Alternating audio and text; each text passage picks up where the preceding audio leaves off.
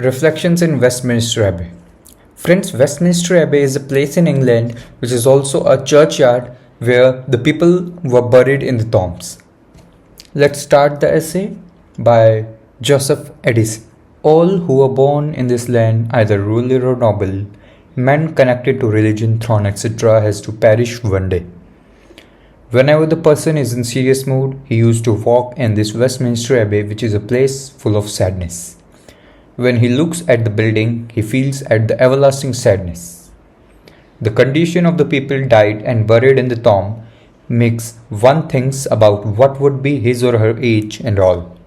The day before he wrote the essay, he spent whole afternoon in that sorrowful place of churchyard through the covered passage, amusing himself.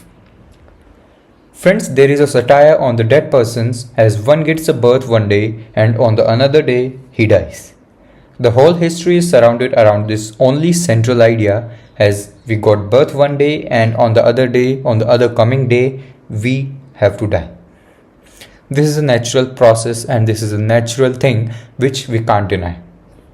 The life of the brave people is like a path of an arrow who dies during the battles or showing his or her bravery, but that bravery is useless because after the death the bravery is not described anywhere. Friends, this Westminster Abbey was built in the 11th century AD for the purpose of entertainment in that sorrowful place where dead people are buried. He digs a grave and sees the shameful pieces of dead people's body like the fragment of bone or skull covered with the fresh sand of earth. All the people of all kinds, either bishop, priest, poor, brave or non-religious, are buried there with no differences after death, as all are lying together irrespective of power, caste, race and division. The beauty, strength, age, deformity and stage doesn't matter after death and all the ego, jealousy, pride etc. will vanish after the death. Those who lived in division are buried together after death. Now the author has surveyed the place where most of dead persons were buried in the lump and read the accounts of them written on monuments which are raised upon an height of a quarter of the ancient fabric. He found that the monuments were covered with the generous words of their known that if the dead could be alive again, then they would blush by seeing the praises of their friends upon them. Some modest people expressed the death character in Greek or Hebrew which could not be understood by anyone. There was also the poetic corner where the author found that there were no monument of poets placed there and the monuments which were present there had no information about poets. Due to war, there were many information as well as body of the warriors, but they showcased only a depiction of the bodies buried in the plains of Blenheim or in the bosom of the ocean. These monuments give a view of the flashback memories of the persons dead in the war.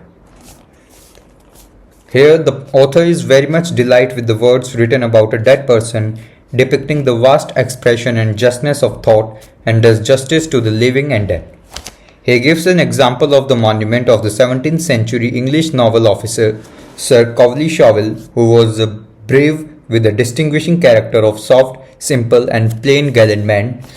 But these archaeologists have written on the monument that he is a very stylish person, depicting him with a cushion with the long carving and sitting on the soft cushion under a canopy of state.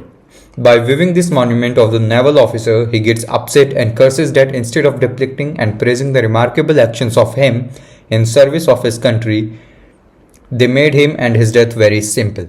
Poet also praises the Dutch architecture that being the very backward and being very remote, the Dutch architecture is very well advanced from that of the England and from that of the English, that the Dutch used to give every information and every details about the dead people on the monuments built on them, while the English monuments had no information, as well as some monuments even didn't have the body and some were dead that they didn't even have the body nor they have the information.